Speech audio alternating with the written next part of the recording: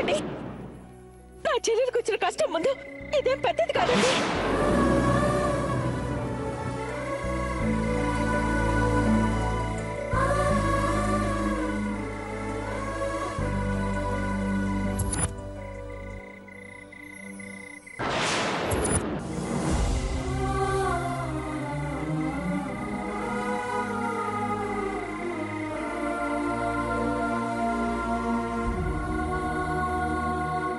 ఒరేయ్ పెద్దోడా, భోంచెద్దువుగాని రారా.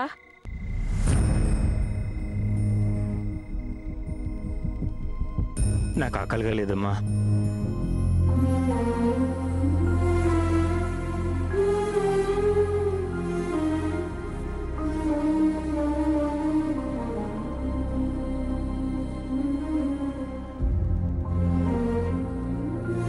ఒరేయ్ పెద్దోడా, నీకు ఊహ తెలిసిన దగ్గర నుండి నాకు ఆకలిగా లేదమ్మా అన్న మాట నీ నోటి నుంచి రావటం నేను వెళ్ళలేదురా.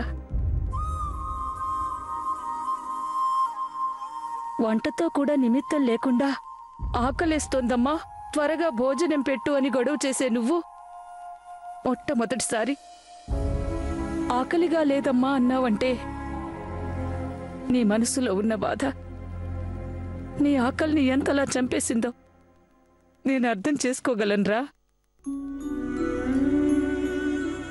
నాకేం బాధ లేదమ్మా. నాకెందుకు బాధ? ఆకలి వేస్తోంది, భోజనం పెట్టు. పద పద.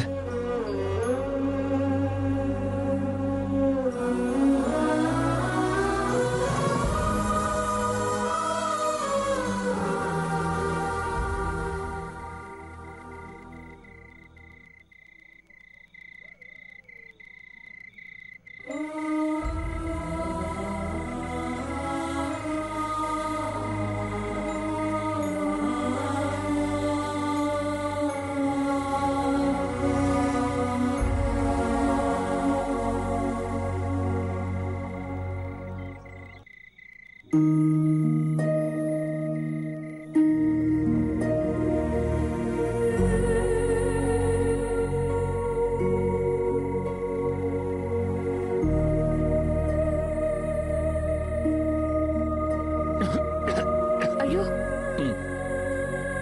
మంచినీళ్ళు తాగరా.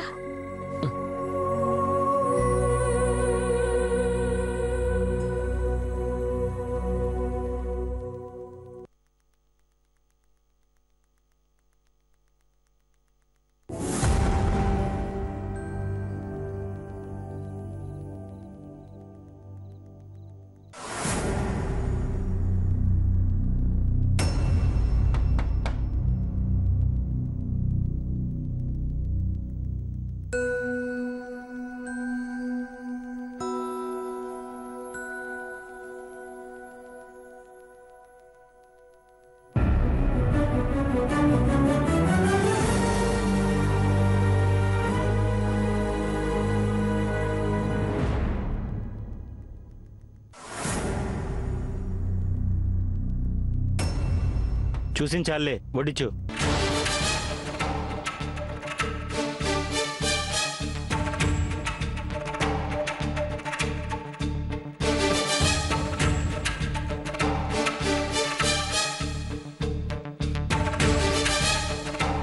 ఏంటిది చిన్నపిల్లలకి పెట్టినట్టు?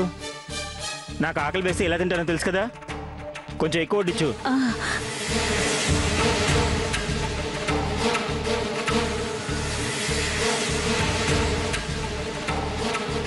వడ్డించమ్మా, కొంచెం వెయ్యి.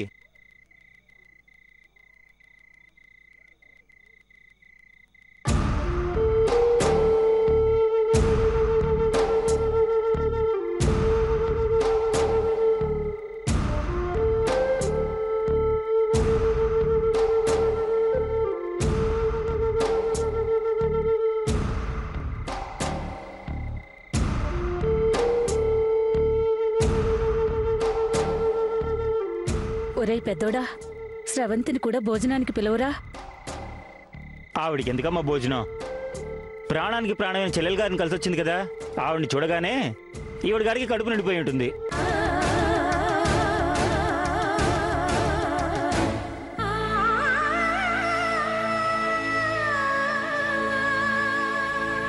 ఒరే తప్పురా, అలా అనకురా.